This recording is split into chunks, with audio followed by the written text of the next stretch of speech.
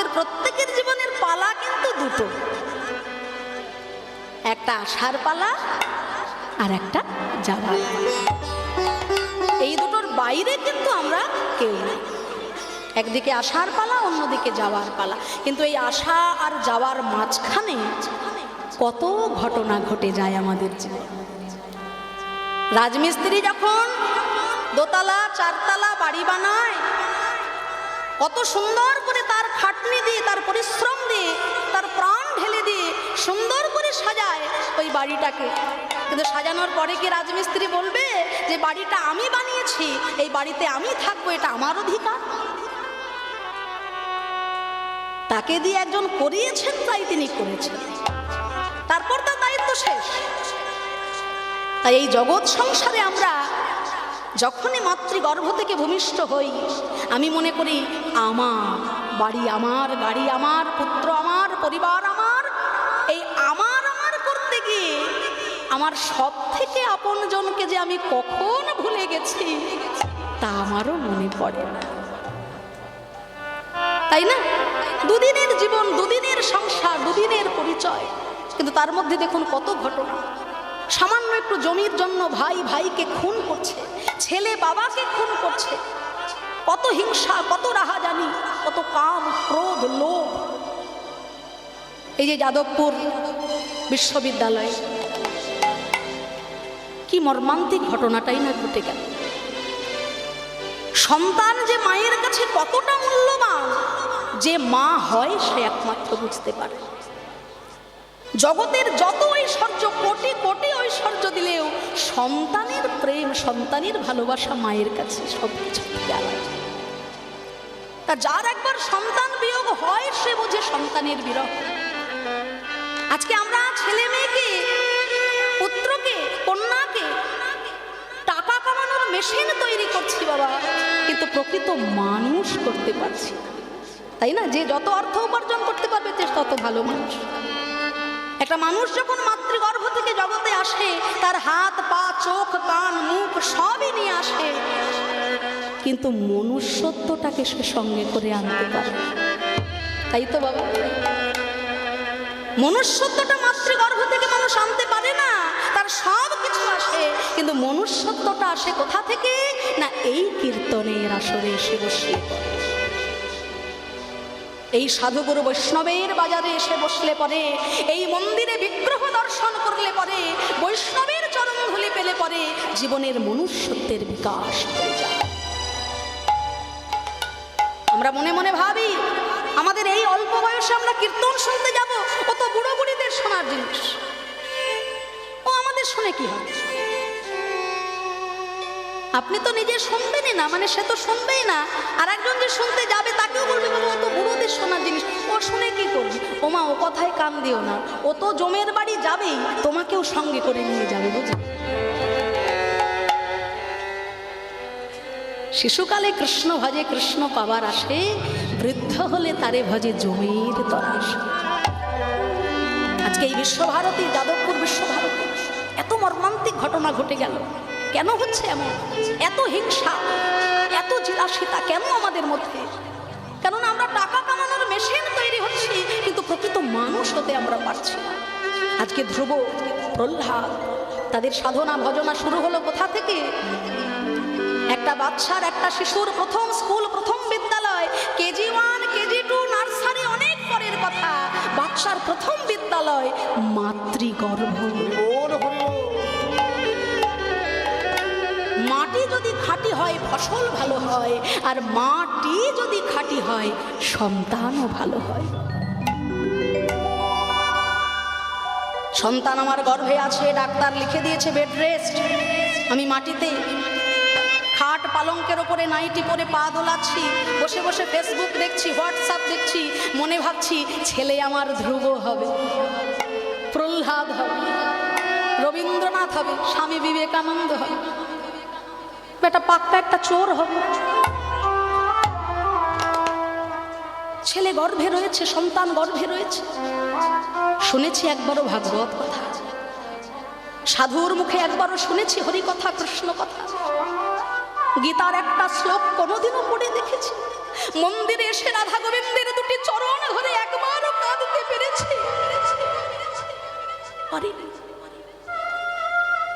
আজকের দিনে আমাদের এমন অবস্থা কেন? আমরা তার জন্য নিজেরা দায়ী। আগে আমাদেরকে পবিত্র হতে হবে, আগে আমাদেরকে সুন্দর হতে হবে, তবে তো ফুলের মতো শিশুগুলো আমাদের জগৎ সংসার এই সোনার ভারতবর্ষকে আলোকিত করবে। বিদেশিরা আমাদের শিক্ষা নেওয়ার জন্য আসছে আমাদের দেশে, আর আজকে আমরা কি করছি না, তাদের শিক্ষা অনুকরণ করবার চেষ্টা করছি। একটা প্যান্টে যত ছেঁড়া থাকবে তার দাম তত বেশি। প্যান্টে যত ছেঁড়া লাগাতে পারবে তার দাম তত বেশি। ড্রেস যত খাটো হবে, যত ছোট হবে, তার দাম তত বেশি।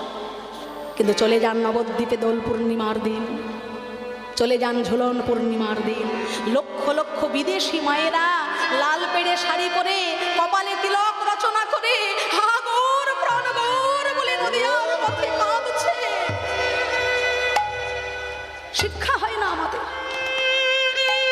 সূর্য উঠলো আমাদের ভারতবর্ষের মাটিতে, সেই সূর্যের আলোয় পাশ্চাত্য দেশ আলোকিত হয়ে গেল, কিন্তু আমরা অন্ধকারে আচ্ছন্ন হয়ে রইলাম।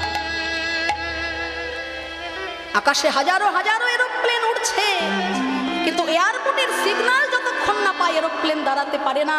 তদ্রূপ আকাশে হাজারো হাজারো মহাত্মা ঘুরে বেড়াচ্ছেন। মাতৃগর্ভ যদি পবিত্র না হয়, সাধুগুরু বৈষ্ণব আসতে পারে। মধুময় ধাম বৃন্দাবনে অনাদি আদি শ্রী গোবিন্দ আমার সারাদিন ধরে গোষ্ঠ গোচারণে বিনোদ খেলা খেলে আজকে শ্রী গোবিন্দ আমার সখাগণ সঙ্গে নব লক্ষ ধেনুবৎস সঙ্গে গোষ্ঠ গোচারণ হতে ফিরছেন নিজ গৃহ অভিমুখে। কি বয়া কদিন নাগর সে খটম কদম্ব তরুয়া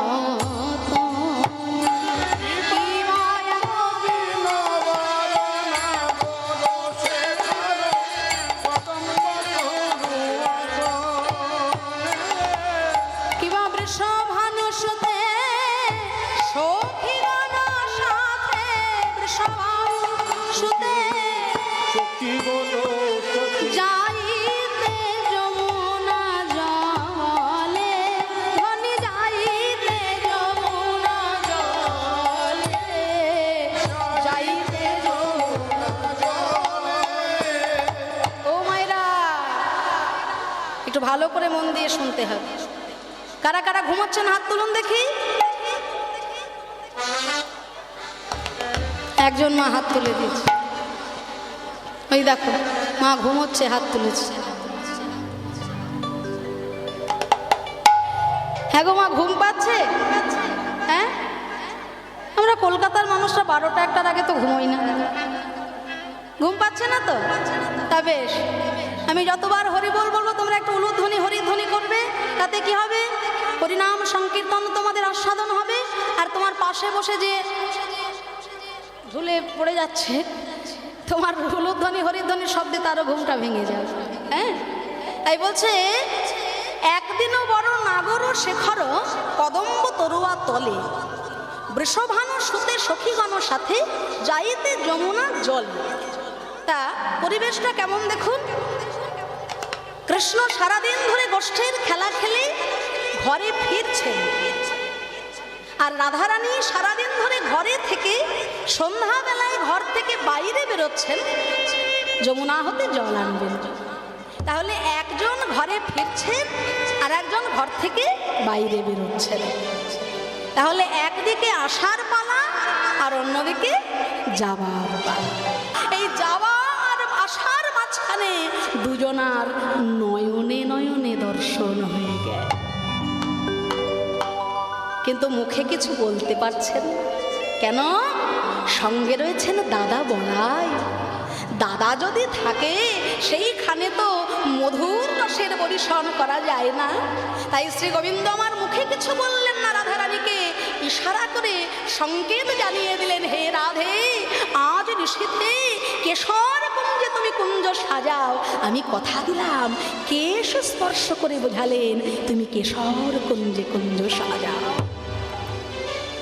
কৃষ্ণ নাম হরিনাম বড়ই মধুর, কৃষ্ণ ভজে যে জন সে বড় চতুর।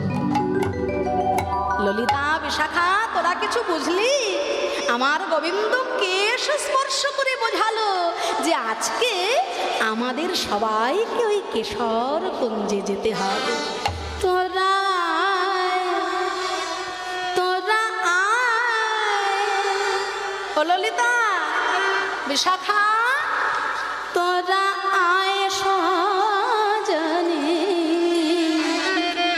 আমার বধূর তরে কুঞ্জ সাজাই। তোরা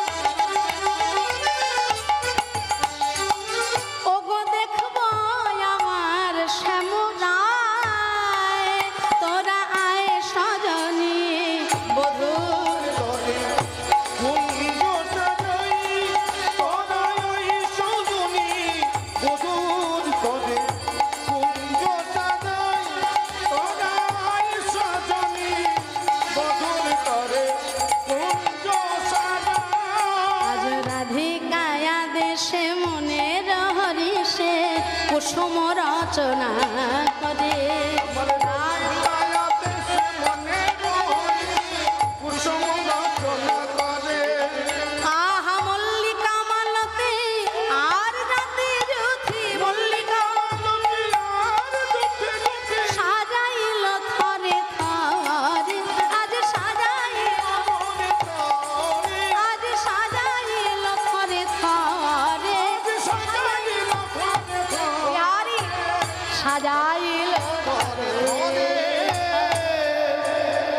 ফুলের আচির, ফুলের প্রাচীর, ফুলেতে ছাইল ঘর, আবার ফুলের বালি শয়ালিশ করিল, প্রতি ফুলে ফুল সর।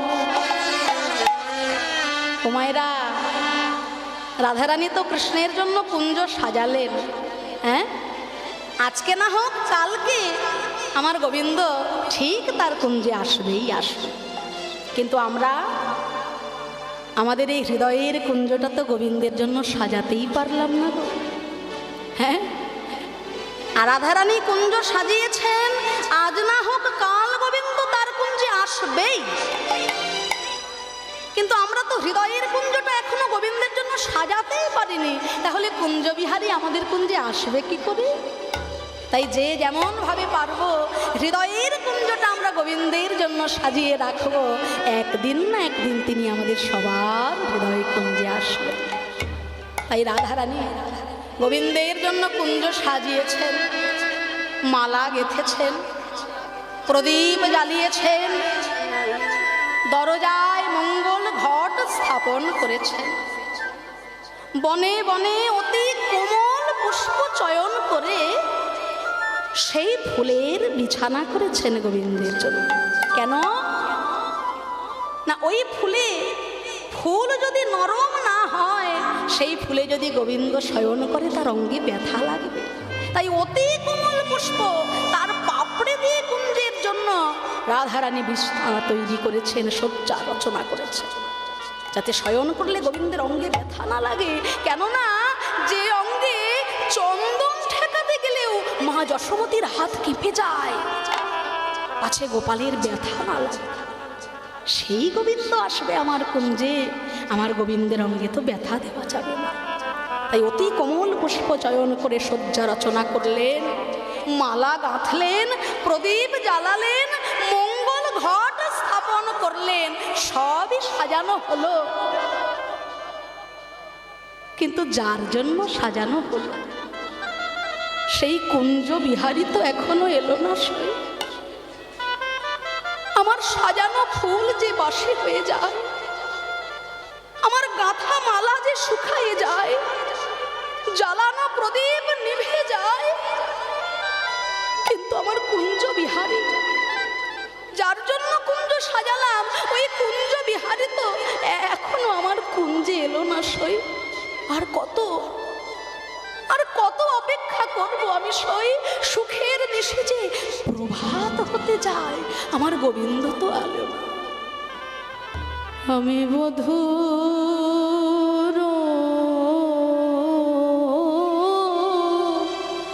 লাগিয়া সেজ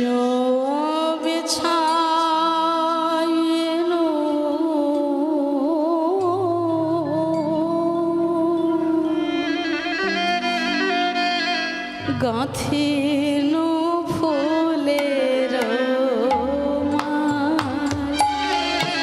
আমার বধূর লাগিয়া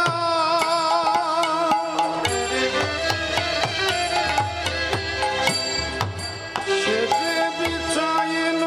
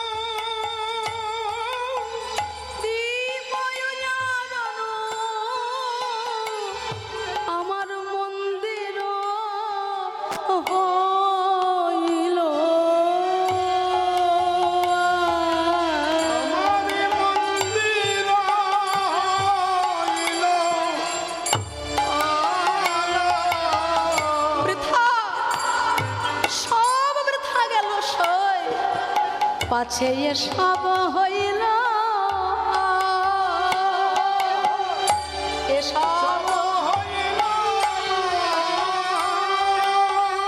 সোহেন না গুণের কাহে না মিলল আর কত অপেক্ষা আমি করব বল। সই আমার গাঁথা মালা যে শুকিয়ে গেল, আমার জ্বালানো প্রদীপটা যে নিভে গেল, সই আমার সাজানো ফুল যে সব বাসি হয়ে গেল, আর কত অপেক্ষা আমি করব বল। পথ পানে চাহি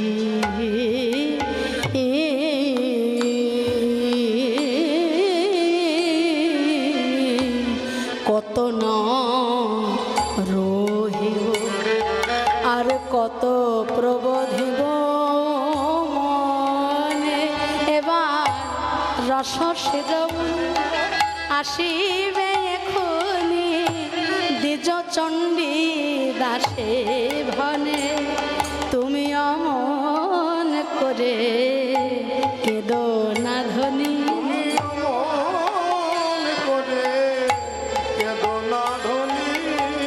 ওই দেখো তোমার পরাণ বধূ তুমি অমন করে কেঁদো না ধনী। তোমার পরাণ বধূ এলো বলে রাধে ভেষনায়ার আখি জলে, পরাণ বধূ এলো বলে রাধে ভেষনায়ার আখি জলে। পরাণ বধূ এলো বলে তোমার পরাণ বধূ এলো বলে ভেষনায়ার আখি জলে পরাণ এলো, ভেষনায়ার আখি জলে পরাণ। তালে তালে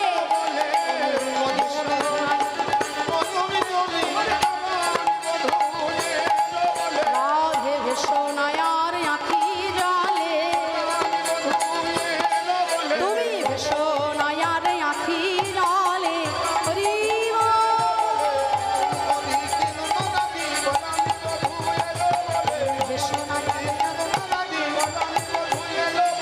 তুমি অমন করে কেঁদো।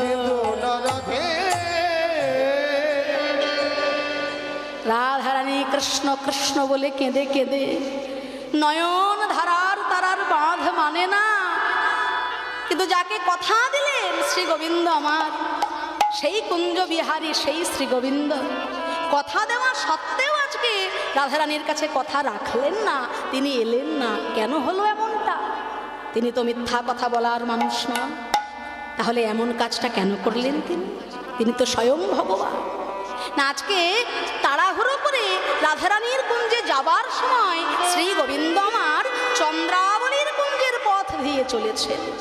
ওদিকে চন্দ্রাবলী শ্রী গোবিন্দের চরণের নুপুরের ধ্বনি শুনতে পেয়ে দাসী পদ্মাকে ডেকে বলছে, ও পদ্মা, পদ্মা কে যায়, ওই শোন কে যায়। আহা, ওই যে রুনু ঝুনু অমন নুপুর বাজায় কে বাজায় গো, কে হরি বল।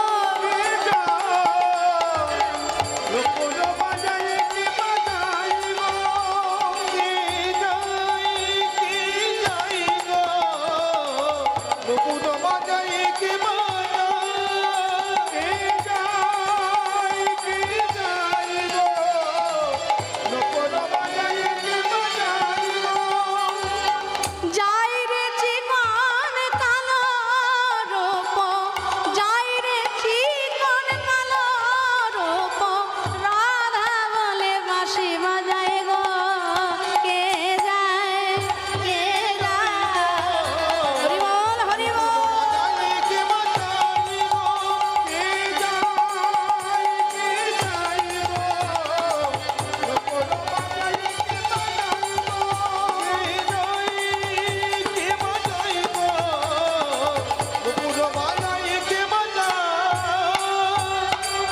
ও পদ্মা, এমন মধুর নুপুর ধ্বনি আমার গোবিন্দ ছাড়া তো বৃন্দাবনে কেউ বাজাতে জানে না। নিশ্চয় এই অভাগিনীর আশা পূরণ করবে বলে এত দিনের অপেক্ষার পর আমার গোবিন্দ এসেছে। পদ্মা, ভদ্রা, দেরি কেন?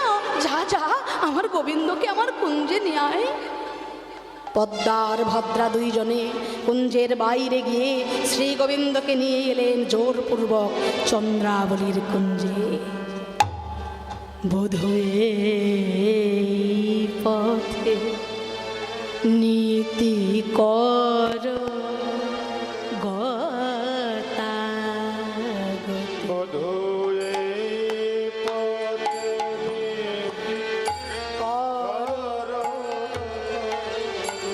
নূপুরের ধ্বনি শুনি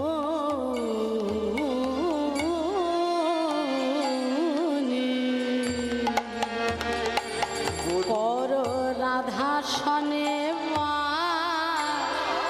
আমার নৈরাশ, আমি বঞ্চি একাকী।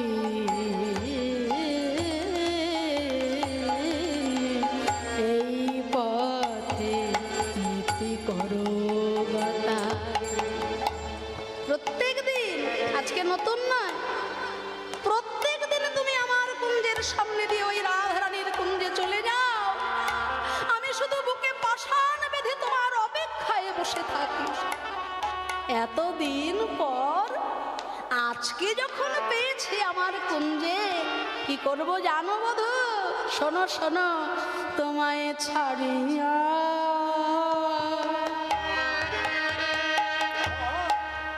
নাহি কদি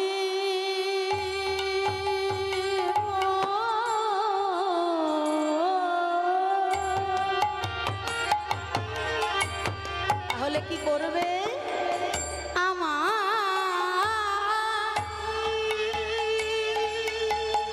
হৃদয় মাঝারে পরাণ যেখানে শুধু সেখানে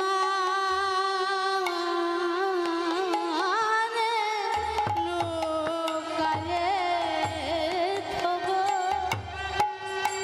আমি নয়ন মুদে দেখতে পাবো। নিতাই গৌর হরিব আমার সাধনার মূরতে খানি আমি নয়ন মুদে দেখতে পাবো।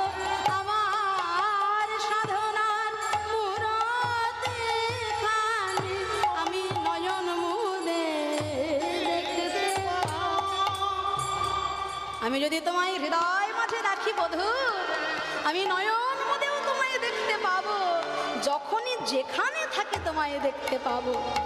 তাই চন্দ্রাবলী শনে কুসুম শয়নে সুখেতে ছিলেন শ্যাম, প্রভাতে উঠিয়া ভয়ে ভীত হইয়া চলিল রাধার ওঠা।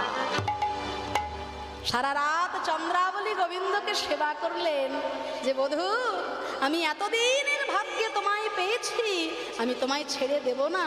সারা রাত ধরে চন্দ্রাবলী গোবিন্দ সেবা করলেন, নিজের অঙ্গের নীল শাড়িটা গোবিন্দকে পরিয়ে দিলেন, কপালে সিঁদুর দিয়ে চন্দন দিয়ে সারা অঙ্গ সাজিয়ে দিলেন গোবিন্দকে।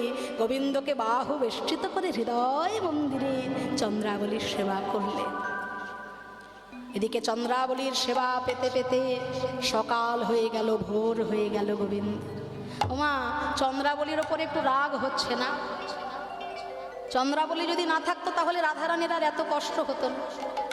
কিন্তু মাগো, কোনোদিনও যদি ভাগ্যক্রমে গুরু কৃপায় স্বয়ং ভগবান আমাদের ঘরের সামনে এসে দাঁড়ায়, আমরা কি তাকে ছেড়ে দিতে পারবো? তাই চন্দ্রাবলী এত সাধনার ফলে গোবিন্দকে পেয়েছে। একটা জিনিস জানতে হবে, রাধারানীর কৃপা ছাড়া গোবিন্দ ধনে কিন্তু কেউ কাছে পেতে পারে না। তাহলে আজকে যে রাধারানী মান করছেন, অভিমান করছেন, কেন? অভিমানটা অন্য জায়গায়। চন্দ্রাবলীর কুঞ্জে গিয়েছেন বলে রাধারানীর মান এটা নয়। কেননা রাধাকৃষ্ণের প্রেম আমাদের মতো কামনা বাসনার প্রেম নয়, নিষ্কাম ভালোবাসা, নিষ্কাম প্রেম তাদের। তাহলে চন্দ্রাবলীর কুঞ্জে গোবিন্দ গেছেন বলে রাধারানী মান করেছেন তা নয়। তাহলে মান কোথায়? চন্দ্রাবলীর কুঞ্জে যাক মানা নাহি করি, কিন্তু শ্যামঙ্গে কঙ্কনের দাগ আমি এই দুঃখেতেই। ওই চন্দ্রাবলী গোবিন্দকে কাছে পেয়ে গোবিন্দ সেবা করতে পারল না, নিজের সুখের জন্য গোবিন্দের অঙ্গে ব্যথা দিল, সেই জন্য আমার এত কষ্ট। ওই চন্দ্রাবলী গোবিন্দকে কাছে পাবার আগে যদি একবার আমার কাছে এসে দাঁড়াতো, আমি হাতে ধরে সেবা শিখায়ে দিতাম।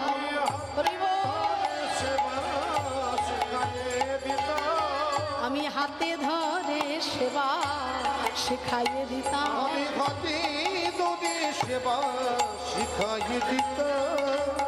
রাধারানীর আশীর্বাদ ছাড়া গোবিন্দকে কেউ পেতে পারে না। এই চন্দ্রাবলী ছিল সেই গোলকে বিরজা, গোলক ধামে বিরজা। একদিন শ্রী গোবিন্দ আমার গোলক ধামে বিরজার কুঞ্জে গিয়েছে। ওদিকে রাধারানী গোবিন্দকে না পেয়ে চঞ্চলা হয়ে গেলেন, তিনি ধ্যান যোগে বসলেন।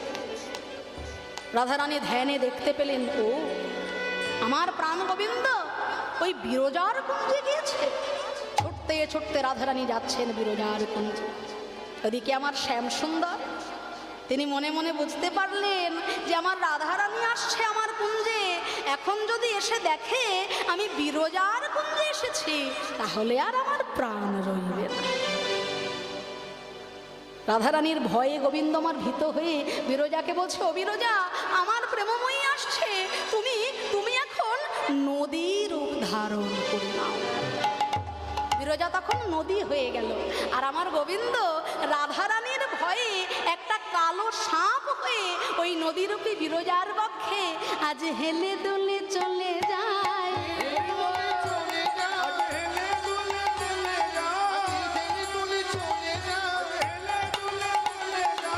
সর্প হয়ে শ্রী গোবিন্দ হেলে দুলে চলে যায়। সাপ হয়ে গোবিন্দ আমার বিরজার বক্ষের উপর দিয়ে হেলে দুলে যাচ্ছে।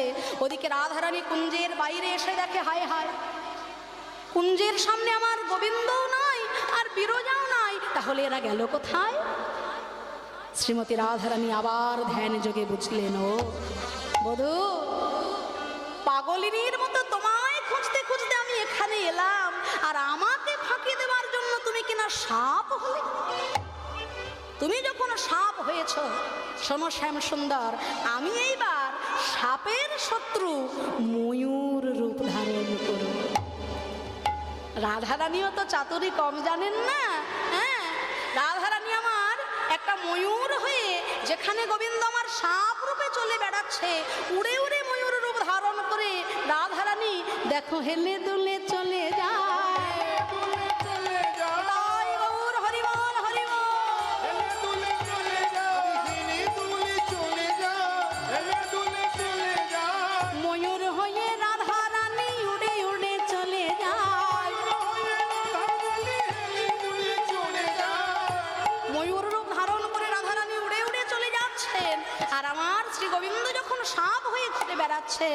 আমার রাধারানী ওই ময়ূরের রূপ ধারণ করে কালো সাপ রূপে গোবিন্দকে আঘাত করলেন।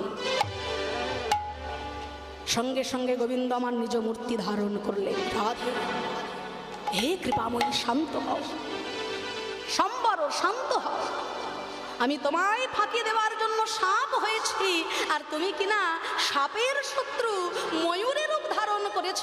শোনো প্রেমময়ী, তোমার এই রূপকে সম্মান জানানোর জন্য কৃষ্ণ অবতারে দ্বাপর যুগে আমি যতদিন লীলা করব, এই ময়ূরের পালক আমার মস্তকে ধারণ করব।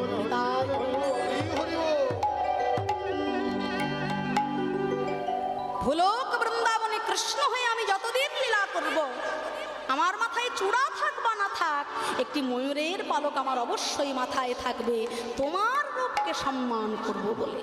রাধে, এবার আমায় ক্ষমা করে দাও, আর আমায় অভিশাপ দিও না, আমায় ক্ষমা করো।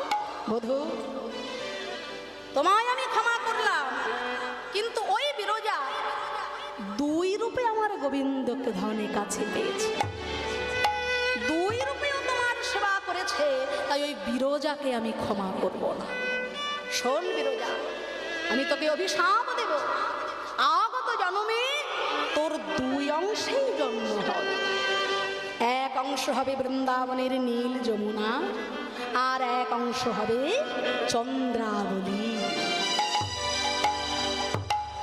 যেদিন আমার গোবিন্দকে সঙ্গে নিয়ে যমুনার মাঝখানে আমরা নৌকা বিলাস লীলা করব, সেদিন যমুনা রূপে তুই আমার গোবিন্দকে কাছে পাবি। আর যেদিন আমার শ্রী গোবিন্দ আমার মান ভঞ্জন লীলা করবেন, তার আগের দিন রাত্রে চন্দ্রাবলী রূপে তুই আমার শ্রী গোবিন্দকে কাছে পাবি। বিরজা বলে, ওগো রাধে গো, তোমার অভিশাপ যে এত মধুময় তা তো আমার জানা ছিল না। তুমি আমায় যেই দুটোই অভিশাপ দিয়েছ, আশীর্বাদের দরকার নাই, তোমার ওই অভিশাপের একটাও যেন আমার ফলে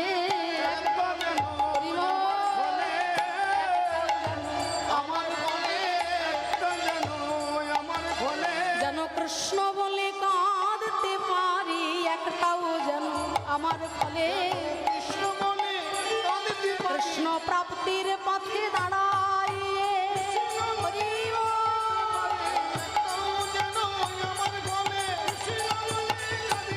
কৃষ্ণ প্রাপ্তির পথে দাঁড়াইয়ে কৃষ্ণ অভিশাপের একটাও যেন আমার ঘরে তাই রাধারানীর আশীর্বাদ ছাড়া কোনোদিন চন্দ্রাবলী গোবিন্দকে কাছে পেতেন না। তাই চন্দ্রাবলী সারা রাত গোবিন্দ সেবা করেছেন। ভোরবেলায় যেই না রাধারানীর কুঞ্জের বাইরে এসেছেন, গোবিন্দের কথা শুনে শ্রীমতী রাধারানী আমার গোবিন্দের সামনে এসে দাঁড়ালেন। সখীগণ বলছেন, শোন রায়, তোর শ্রী গোবিন্দের প্রতি অঙ্গে অন্য নায়িকার সম্ভোগ চিহ্ন। শোন, আজকে তোকে গোবিন্দের প্রতি মান করতে হবে। তাই তুই আগে কথা বলবি না, কথা আমরা বলবো। শোনো শ্যাম, নীলত পাল শ্রীমুখ মণ্ডল,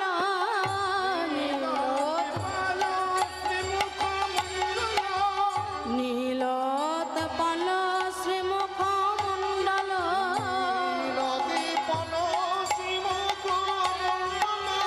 ঝামর কাহে ভেল।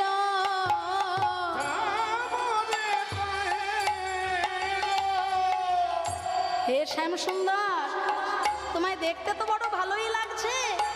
সকালবেলা উঠেই তুমি চলে এসেছো আমাদের কাছে, কিন্তু তুমি কি কোনোদিনও মুকুরে তোমার মুখটা দেখে এসেছো?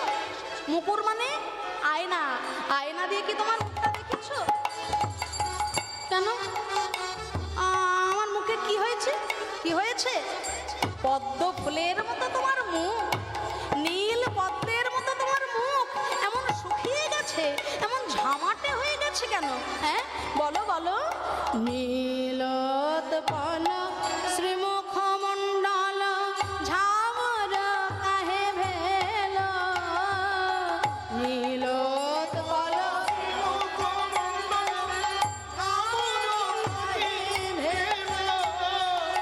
ও জানো না, মদন জরে তনু তাতল, জগয়ে মিশি গেল,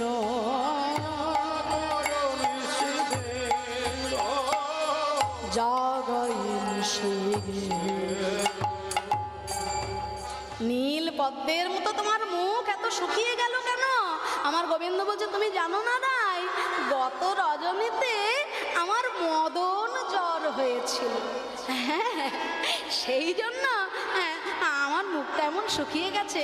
তার জন্য জানো, তুমি কিছু মনে করো না রাই। ও, তোমার জ্বর হয়েছিল?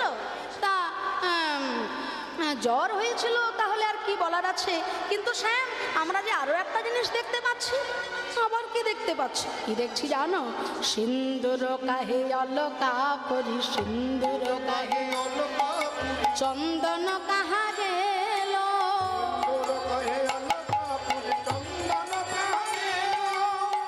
সিন্দুর কাহে অলকা পরি। তোমার কপালে তো কোনোদিনও সিঁদুর পড়তে দেখিনি। আজকে তুমি কপালে সিঁদুর পরেছো? তুমি তো সারা জীবন কপালে চন্দন পরো, আজকে সিঁদুর? সর্বনাশ! কখন যে চন্দ্রাবলী তার কপালের সিঁদুরটা আমার কপালে দিয়ে দিয়েছে তাও আমি জানি না। আসলে কি হয়েছে জানো? ওই গিরি গোবর্ধনে গৌরী দেবীর পূজা করতে গিয়ে আমি মা গৌরী দেবীর আশীর্বাদ স্বরূপ এই সিঁদুর গ্রহণ করেছি। হ্যাঁ, গিরি গোবর্ধনে গৌরী পূজা করতে গিয়ে মা গৌরী দেবীর আশীর্বাদ স্বরূপ এই সিঁদুর আমি গ্রহণ করেছি। তাই এই অন্য কিছু নয়, মানে তুমি যা ভাবছো তা নয়। ও, তাহলে আরো আছে, শোনো বধূ। কি শুনবে জানো? ওই যে দেখতে পাচ্ছি তোমার সর্বাঙ্গে নখনির গত ক্ষত বক্ষ, নখনির গত দেবল কনে